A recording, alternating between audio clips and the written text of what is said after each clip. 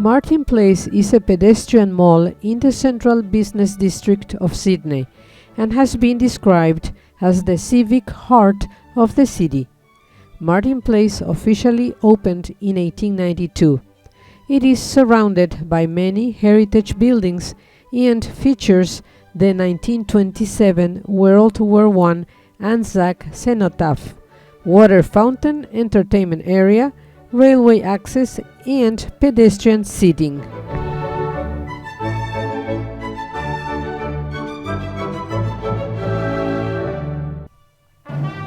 The Sydney Anzac cenotaph, located in Martin Place, is one of the oldest World War I monuments in central Sydney. The cenotaph takes the form of a monolithic stone block in a sepulchral shape. At its two shorter ends stand two bronze statues, a sailor and a soldier, guarding the cenotaph.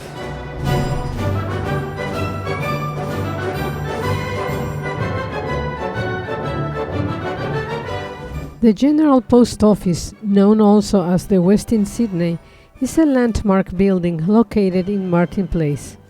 Its load-bearing northern facade has been described as the finest example of the Victorian Italian Renaissance style in New South Wales and stretches 114 meters along Martin Place, making it one of the largest sandstone buildings in Sydney. Its construction began in 1866 and the building served as the headquarters of Australia Post from its completion until 1996, when it was privatized and refurbished. The clock tower was demolished in 1942 to reduce the visibility of the GPO in case of an air attack on Sydney. It was rebuilt in 1964. Queen Victoria, supported by classical allegories over the main entrance.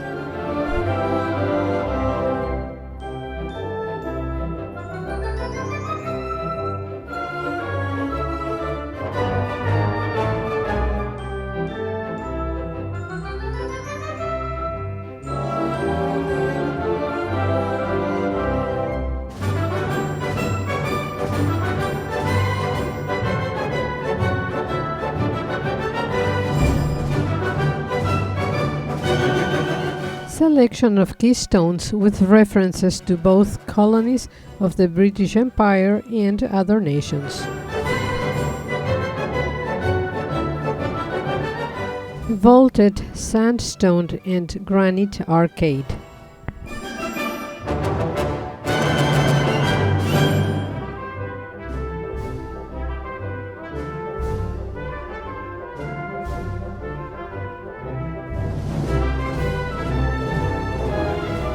Entrance to the Westin Sydney Hotel. It flawlessly combines Sydney's original General Post Office with a modern 31-story tower.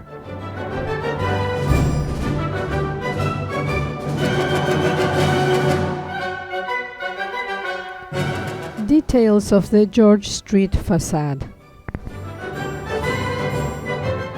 Examples of the established classical allegorical figures used on the spandrels of the George Street facade.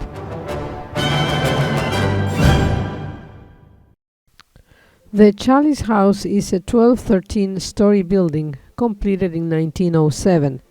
This Art Deco building is adorned with the Sydney University crest above the door and forms one of the most important parts of the university's property portfolio.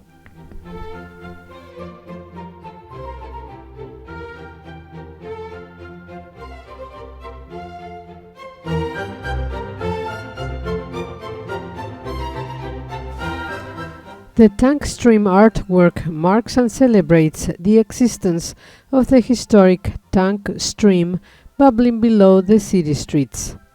Set into the pavement above the existing subterranean stream are colored glass modules overlapping and angled away from stainless steel lines. The movement of the subterranean stream is alluded to by the glass rods, which are lit from below. They ripple blue light at night, creating a sense of flow beneath the surface. The Lloyd Rees fountain, featured in the film The Matrix.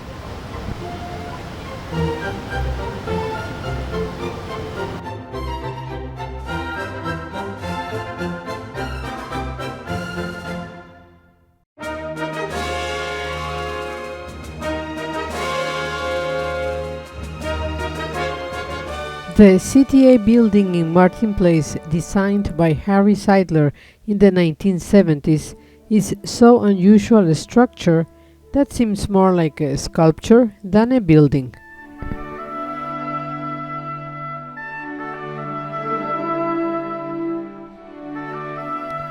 The Awa Tower is an office complex that was built in 1939. To get around the maximum height restrictions for buildings in Sydney and taking inspiration from the Eiffel Tower, the owners chose to erect a massive transmitter on top. It was Sydney's tallest structure for many years before several skyscrapers overtook it. After several decades of use by the Commonwealth Bank of Australia, this 1928 building was purchased by financial services company Macquarie Bank in 2012.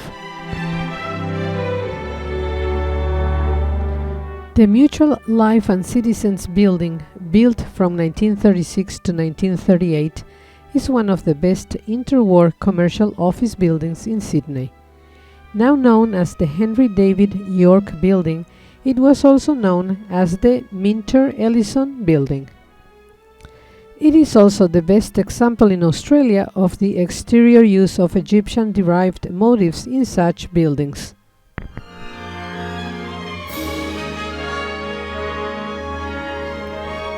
Sydney Hospital is a major hospital in Australia, located on Macquarie Street. It is the oldest hospital in Australia, dating back to 1788, and has been at its current location since 1811. It first received the name Sydney Hospital in 1881. Il Porcellino, a bronze copy of the Florentine boar, was donated in 1968 and stands outside the hospital.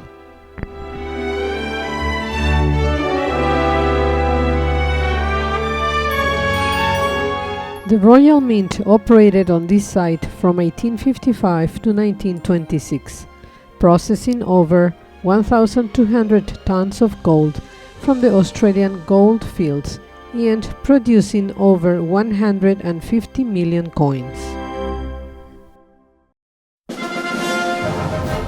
George Street was Sydney's original high street and remains one of the busiest streets in the city centre. It is about 3 kilometers long, and there are more high-rise buildings here than on any other street in Australia. The Bank of New South Wales, founded in 1817, is Australia's oldest surviving bank.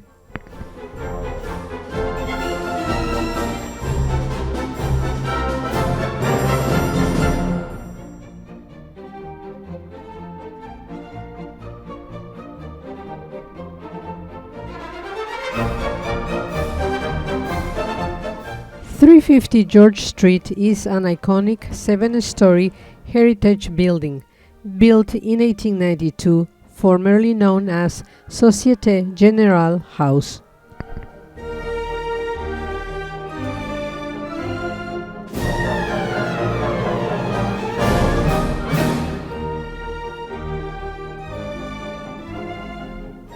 Caroline Rothwell's sculpture of a boy in a hoodie on the corner of George and Barrack Streets has had an unauthorized addition. One person has thought about it very deeply and has had this professional-looking plaque installed on the wall behind it, casting the work in a different light. Lest we forget them, begins the text. Children seeking asylum in Australia are kept in detention as part of a government policy which inflicts harm on refugees fleeing violence and persecution. It continues, "Their suffering is our shame. Here at this site we remember them and together call out for change."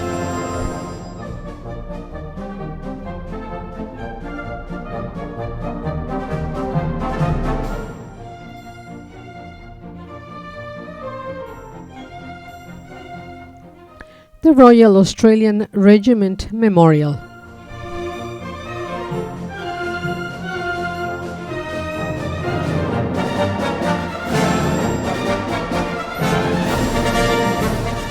This large abstract steel sculpture by Alexander Calder adorns Australia Square. The Queen Victoria Building, or QVB, is a late 19th century building designed by the architect George McRae. The Romanesque Revival building was constructed between 1893 and 1898 and is 30 meters wide by 190 meters long. The building fills a city block. Designed as a marketplace, it was used for a variety of other purposes, underwent remodeling and suffered decay until its restoration and return to its original use in the late 20th century. Marble sculpture by William Priestley Mackintosh. Standing upon a raised pedestal in the center is a female figure representing the guardian genius of the city. At her feet is a shield bearing the city crest. On her right is seated a semi-nude male representing labor and industry, and on her left is a corresponding male figure representing commerce and exchange.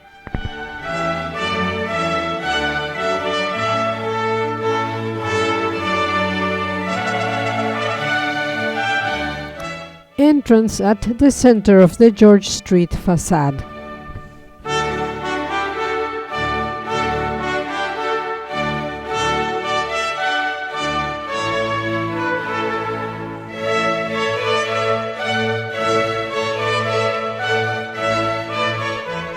The building consists of 4 main shopping floors. The top 3 levels have large openings protected by decorative cast iron railings that allow natural light from the ceiling to illuminate the lower floors.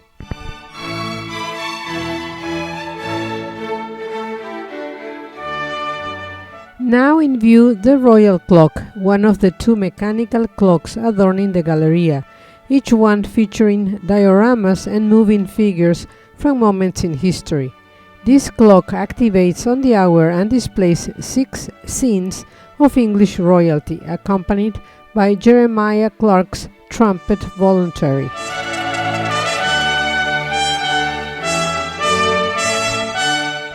A quick peek at the central dome, as seen from the inside of the Galleria.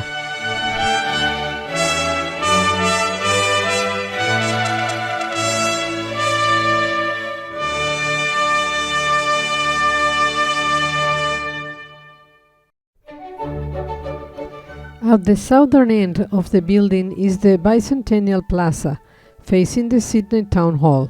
Another statue of Queen Victoria is the work of Irish sculptor John Hughes. This statue stood outside the Legislative Assembly of the Republic of Ireland until 1947, when it was put into storage. It was later given to the people of Sydney by the Government of the Republic of Ireland and placed on its present site in 1987. The Sydney Town Hall is a landmark sandstone building. It stands opposite the Queen Victoria Building and alongside St. Andrews Cathedral. The town hall was built in the 1880s from local Sydney sandstone in the grand Victorian Second Empire style, and has been described as having lavishly ornamented composition with focal tower and fanciful roofs. It remains the only non-religious city building from the era to retain its original function and interior. The building houses the Sydney City Council Chamber, reception rooms, the Centennial Hall, and offices of the Lord Mayor and elected councillors.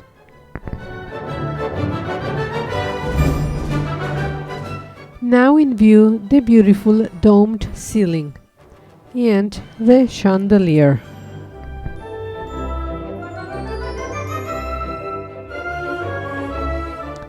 The Sydney Town Hall facing north with St. Andrews Cathedral to the left, as they appeared in the early 1900s.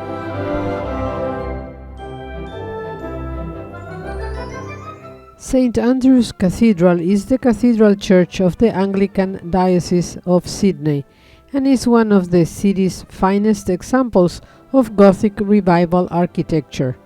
Designed by Edmund Blackett, it was ready for services and consecrated in 1868, making it the oldest cathedral in Australia.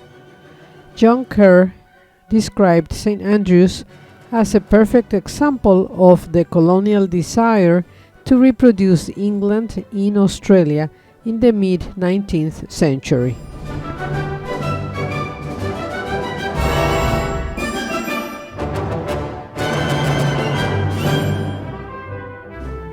Some of the series of 27 windows witnessing the life and teachings of Jesus by Hartman and Company of Birmingham.